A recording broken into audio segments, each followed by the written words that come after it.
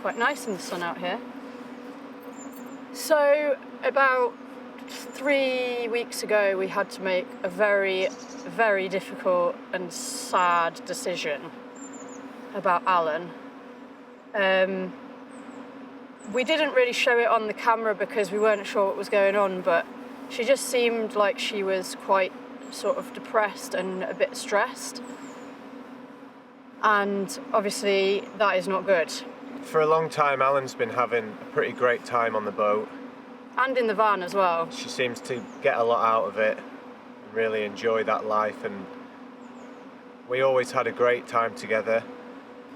But more recently, it seems like you can really tell she's getting that bit older.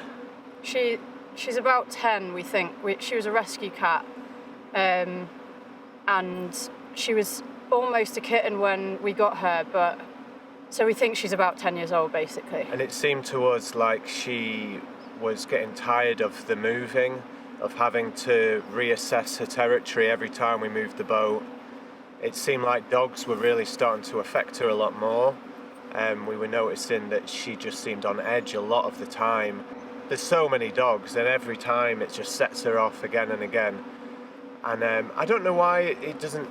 I don't know if it's where we've been more in recently or what, but it seems like it's got worse, her reactions to it. And then I think the biggest one for us is her eating. She just got really, really fussy to the point where she just wasn't eating some days.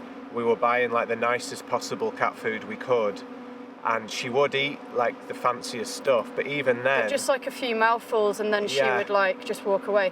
And then maybe we thought that was just because she was being fussy or whatever, but when we've taken her to Emily's mum's for a short stint before, say, a week or two... When we've like gone off travelling or something... She's just suddenly started eating way better. She'll eat anything. She seems so much more relaxed. She's got suddenly got a fantastic appetite. And I know that they say with cats that their appetite is reflective of their general health quite a lot. We have taken her to the vets, by the way, and she had a check over when we got her flea and tick treatment, you know, the normal stuff you have to get. And she had to have teeth out as well. Oh yeah, no, that was it. It was when she had her teeth out, and they gave her a full check over, and they said she's absolutely fine. She is slightly on the heavier side, but not overweight. But other than that, she's like totally healthy. So we knew it wasn't anything to do with that. It wasn't like her health, physically, but mentally, it's obviously been affecting her a lot. Yeah. So say we would go away in the van for like a few days. She used to be really, really excited about it and really happy, like in the van, and she still kind of was, but you could tell that she was just a bit, I don't know, just, you know your animal, don't you? Like if you've got pets, you just know, you can tell there's something wrong, and she just seemed down. And when we would then get to where we were going, she just wouldn't eat for like nearly a whole day sometimes, and obviously we were trying to give her biscuit, we were trying all sorts of different things, and then like she would settle in after a couple of days, but then by that point we'd be off again, and we just thought it's just not fair on her. So like Benny just mentioned, when we've taken her to my mum's before for her to look after while we've gone away, she's like a different cat. She's really playful. She eats well, she seems relaxed, she's not like constantly like looking around because there's no dogs there.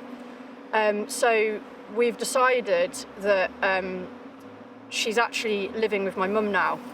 So a couple of weeks ago we dropped her off before the festival, and you'll be very glad to hear that she is doing so well. She is eating anything and everything.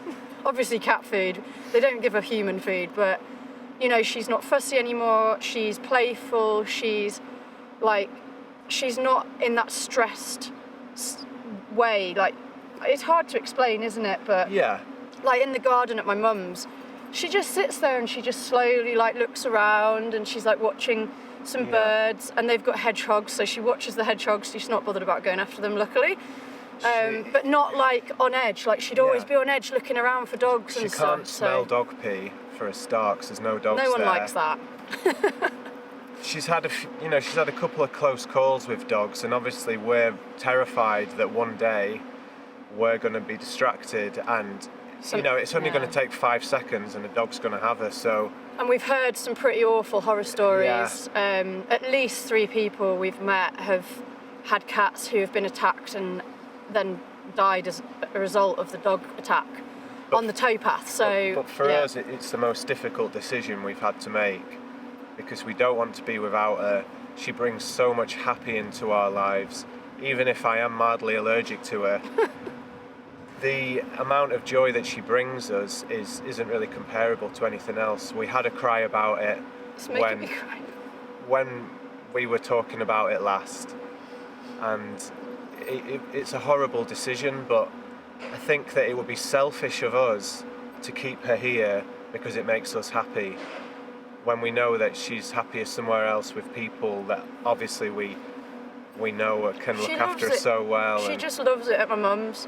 Yeah. And it's funny because when we went to Italy, when we got back, we were obviously super excited to see her. I know she was on the boat, wasn't she, with my dad, but she doesn't really care. She obviously does love us, but you know, when we've gone to pick her up before, she just doesn't want to come with us.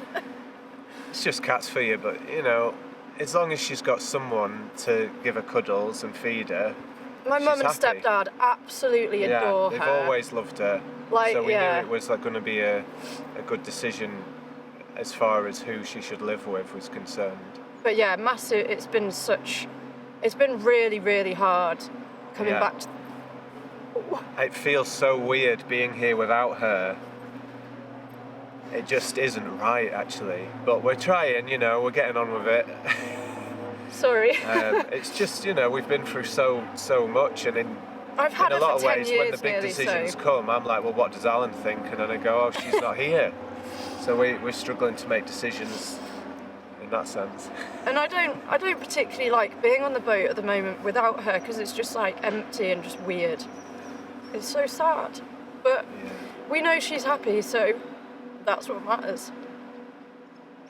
I wasn't going to cry. I even put makeup on today. But yeah, we miss her a lot. I refuse to cry today. I've done it once already. We've been crying a lot about her. We miss her so much. Yeah. She's our funny little fluffy weirdo. Yeah. Anyway, we know a lot of you are going to be very, very sad about it, and you may not want to watch our videos anymore because Alan's not in them. We know that she was like kind of the heart and soul of the videos. So. And obviously, as vloggers, with having Alan from the start, we've been pretty scared about telling you guys this because we know how much it means to you, and we just don't know how people are going to react, I suppose. But we're hopefully doing it you'll for, understand. Yeah. If you need to hit the unsubscribe button, we're not going to stop you. We know we're probably going to get some hate, but believe us, it is for her it's not own easy. good. Like, we don't want to not have her at all.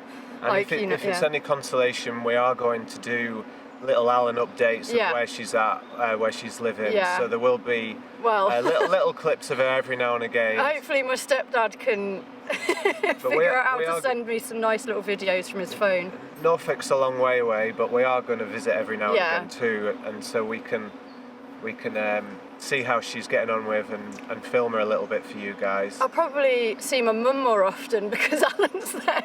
Sorry, Mum. I normally see my mum like twice a year. Well, you're going to get more visits now, Mother. But yeah, we just love her so much, and we just want the best for her. So yeah, she has retired. She is no longer a vlogger. She's no longer a boat cat. But I don't know if you've seen in other videos when she stayed there. So my mum and stepdad have got a nice little garden, which she can't actually get out of, I don't think, and she probably wouldn't go that far anyway. And they've got a lovely house with lots of different rooms and stairs, so she can run up and down the stairs. And yeah, she loves my mum, she loves my stepdad, and we actually considered getting a mortgage, getting a house just to put Alan in it. But we really all don't other want to things buy a aside, house. we can't actually afford to do that anyway. Sorry, Alan. So yeah, we couldn't buy a house for Alan. So that's the very sad news, but sad for us, happy for Alan.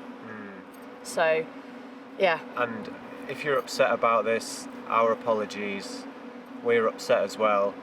but we've just got to come together and move forward in solidarity, knowing that it is the best thing for Alan.